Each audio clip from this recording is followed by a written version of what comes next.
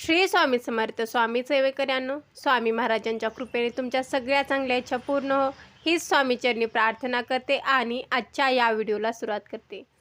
तर स्वामी सेवेकऱ्यांनो, आपल्या सर्वांनाच माहीत आहे की लवकरच दत्त जयंती सप्ताह सुरू होणार आहे. म्हणजेच 20 तारखेपासून ते 27 तारखेपर्यंत दत्त जयंती सप्ताह असणार आहे. आणि दत्त जयंतीनिमित्त बऱ्याच स्वामी सेवेकऱ्यांनी गुरुचरित्र पारायण करायचं ठरवलं आहे. मग ते केंद्रात असो किंवा घरी असो. पण कधीकधी काय होतं ना, तुमची इच्छा असली तरी ना तुम्हाला पारायण करणं शक्य होत नाही.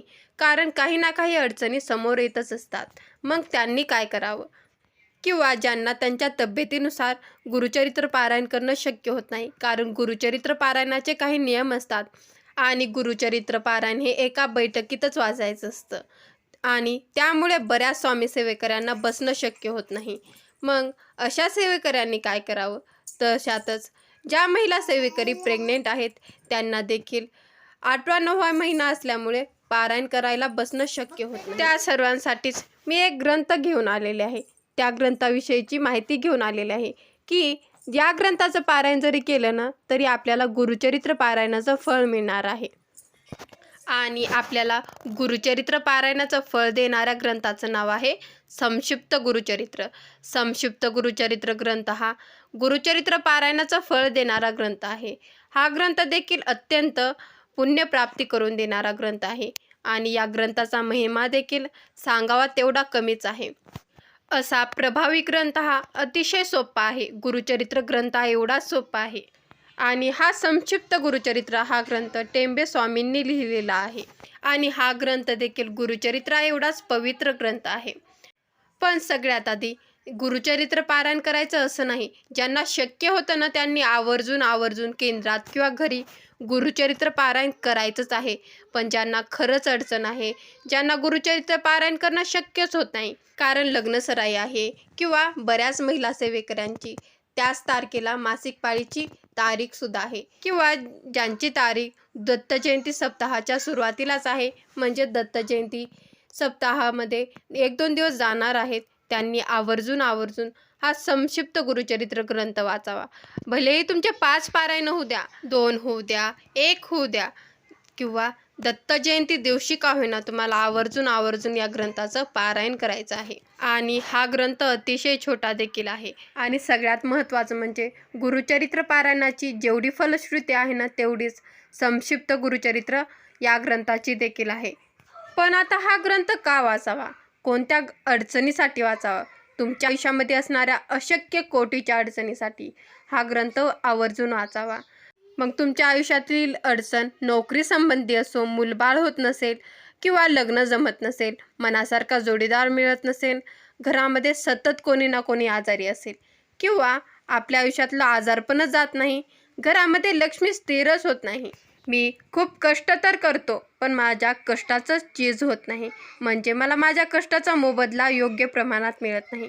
लक्ष्मी तर घरामध्ये येते पण ती कोणत्या वाटेने घराबाहेर निघून जाते हे देखील कळत नाही.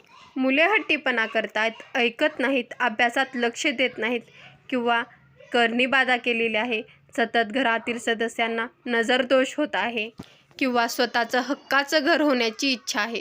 तुमच्या आयुष्यातील असंख्य कोटीच्या अडचणीसाठी तुम्ही संक्षिप्त गुरुचरित्र या ग्रंथाचं पारायण करू शकता. आणि सगळ्यात महत्त्वाची गोष्ट आवर्जून सांगायची झाली ना तर गुरुचरित्र पारायणा एवढे या ग्रंथाचे नियम देखील नाहीत. आपल्याला या ग्रंथाच्या पारायणासाठी तेवढे नियम पाळायची गरज देखील नाही. आणि गुरुचरित्र पारायण हे 7 दिवसाचं असतं, म्हणून आपल्याला 7 दिवस तेवढे नियम पाळायचेच असतात. पण संक्षिप्त गुरुचरित्र पारायण तुम्ही 1 दिवसाचं करू शकता, 2 दिवसाचं करू शकता, 5 दिवसाचं करू शकता किंवा दत्त जयंती सप्ताहात तुमच्या इच्छेनुसार तुम्ही दररोज देखील संक्षिप्त गुरुचरित्र पारायणाचा एक पाठ करू शकता.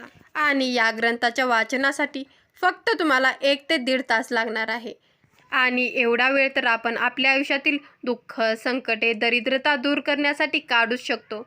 म्हणून वेळात वेळ काढून या ग्रंथाचं का होईना आपल्याला पारायण करायचंच आहे.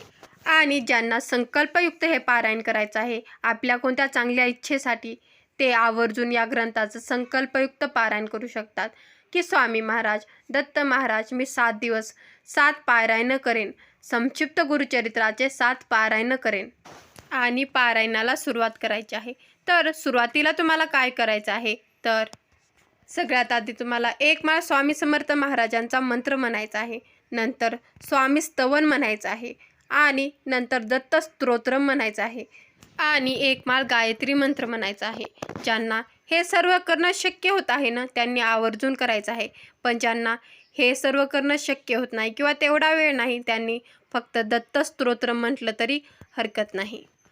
कारण दत्त स्तोत्रम म्हटल्याने आपलं मन शांत होणार आहे, आपल्या मनामधले येणारे निगेटिव्ह विचार दूर जाणार आहेत आणि कोणतंही पारायण करण्यासाठी आपलं मन एकाग्र असणं खूप गरजेचं असतं। म्हणून दत्त स्तोत्रम म्हणायचं आहे आणि पारायणाला सुरुवात करायची आहे। आणि स्वामी महाराजांच्या स्वामी सारामृतामध्ये जेवढे अध्याय आहेत ना, त्या अध्यायापेक्षाही खूप छोटे छोटे अध्याय संक्षिप्त गुरुचरित्र या ग्रंथाचे आहेत आणि हा ग्रंथ मराठीमध्ये आहे, म्हणून कोणीही सहजपणे या ग्रंथाचं पारायण करू शकतं। आणि आवर्जून सांगायचं झालं ना, या ग्रंथाच्या प्रत्येक लाईनमध्ये जो तिसरा शब्द आहे ना, तो श्रीमद भगवद्गीतेच्या 15व्या अध्यायातून आलेला आहे। एवढा पवित्र हा ग्रंथ आहे। म्हणूनच आपल्याला दोन्ही बाजूने पुण्याची प्राप्ती होते। एका बाजूने संक्षिप्त गुरुचरित्र पारायणाचं फळ भेटतं आणि दुसऱ्या बाजूने श्रीमद भगवद्गीतेचा 15वा अध्याय वाचण्याचं देखील आपल्याला फळ मिळतं।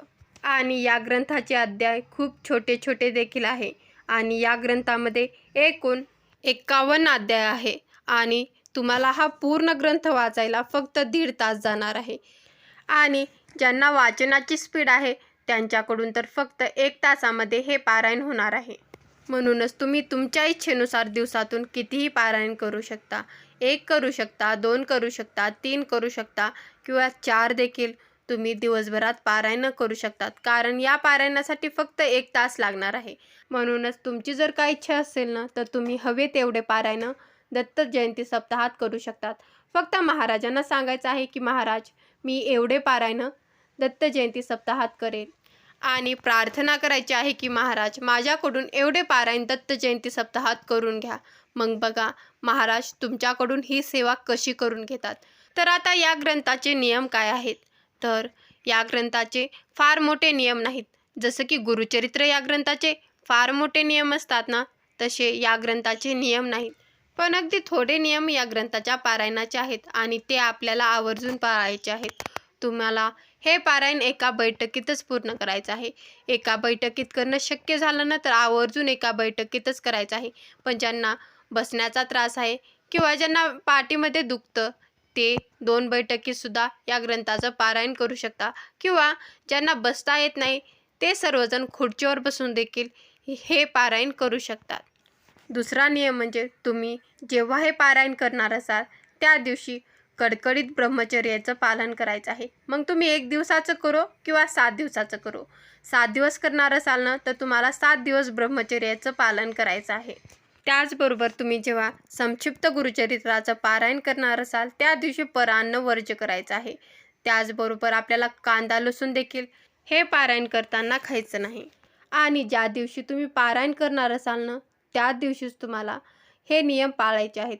म्हणजे परान्न खायचं नाही, कडकडीत ब्रह्मचर्याचं पालन करायचं आहे आणि एका बैठकीतच शक्य असल्यावर हे पारायण वाचायचं आहे।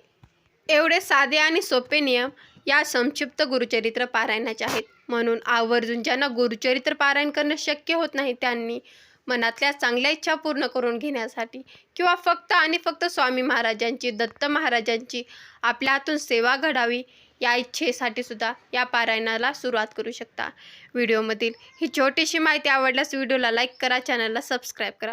श्री स्वामी समर्थ, जय जय स्वामी समर्थ।